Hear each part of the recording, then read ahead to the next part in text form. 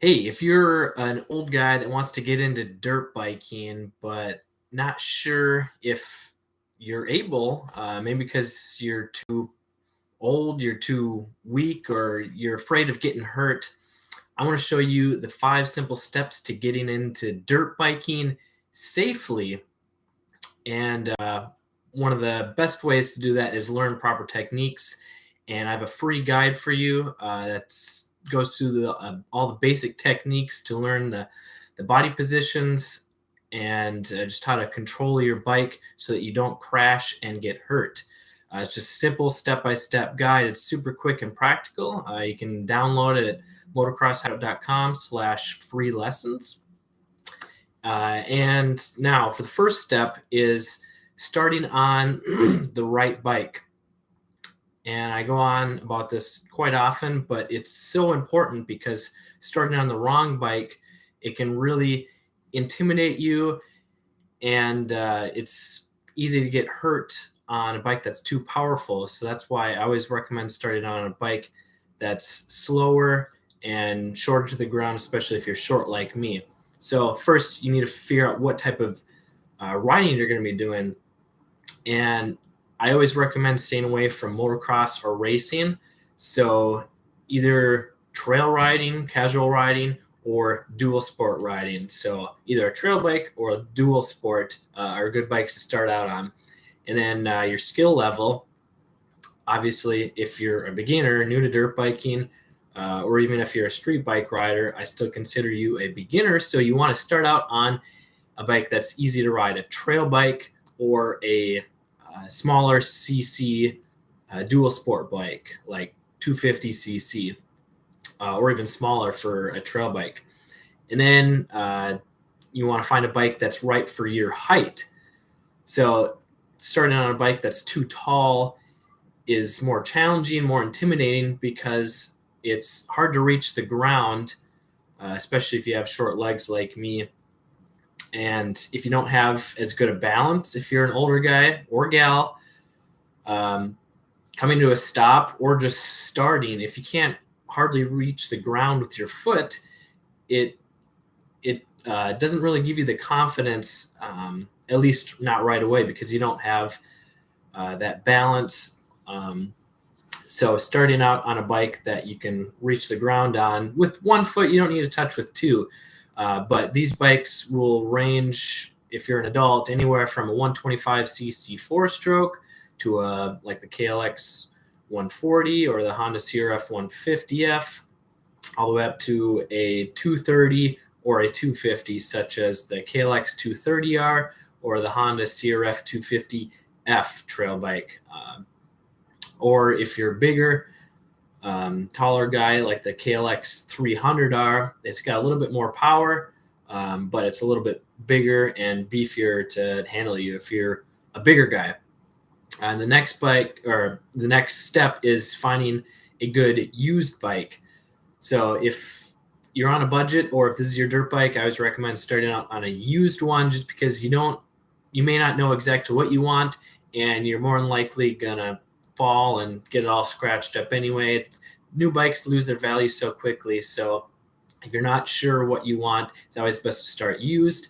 And looking for a used one, it's better to find one that's clean and in good shape rather than buying one based on the year. And most trail bikes, they don't change a whole lot. They don't get updated as quickly as a motocross bike. So like, let's say the Yamaha TTR 230, it hasn't really changed hardly at all since it came out in 2005, I believe. So 2005, 2022, 17 years, hasn't really changed. So if you buy a 2005 with really low hours and it was well maintained, that's going to be just as good as buying a 2018, or even better if the 2018 is worn out. You want the nice, clean, low hour one that's been well taken care of. And then the next step is understanding how your bike works. This goes for learning proper clutch and throttle control, learning how to properly shift, when to shift, the timing, so you don't blow it up. maybe you know some of these things if you're used to riding on the street, but if you're brand new to dirt bikes, you can check out my other videos. I have a lot of stuff on just getting started right away, just the simple controls that you need to learn, the brakes, throttle, and as well as how like the suspension works, and just maintaining it. Just simple things like that can really improve your knowledge as well as skill on the bike, because you understand how everything works and functions and what will happen if you do certain things, and how it can break. The next step is getting proper gear, and you always want to start with a minimum of helmet and boots, as well as like chest protector, long sleeve pants and shirt. You don't need to buy jersey and dirt bike pants necessarily, although those are the most comfortable to ride in, but they're pretty expensive, especially if you're on a budget. But buying an expensive helmet and boots doesn't necessarily mean it's going to be the safest. So what I mean by that is $800 helmet might not be safer than a $200 helmet for you. The most important thing is choosing one that properly fits you. So not only the size, but maybe the shape. So maybe your head is more oval or round or elongated or whatever. Testing different helmets will just finding the one that'll fit you the best. Different brands make them different shapes, as well as boots, whether you have wide or narrow feet. So that's why a $200 helmet may be safer than an $800 helmet.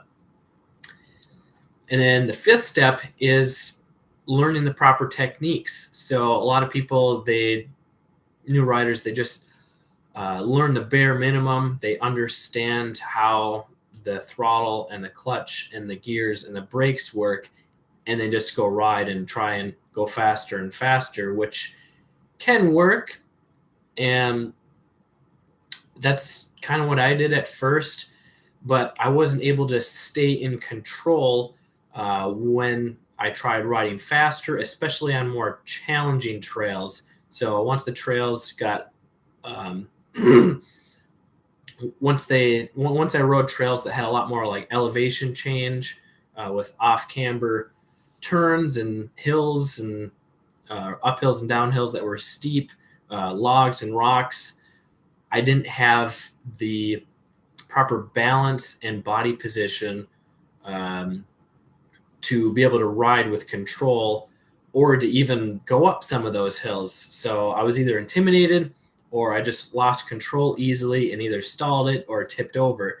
So learning how to get traction and stay balanced, understanding how to anticipate what the bike is going to do, will really improve your confidence as well as your safety.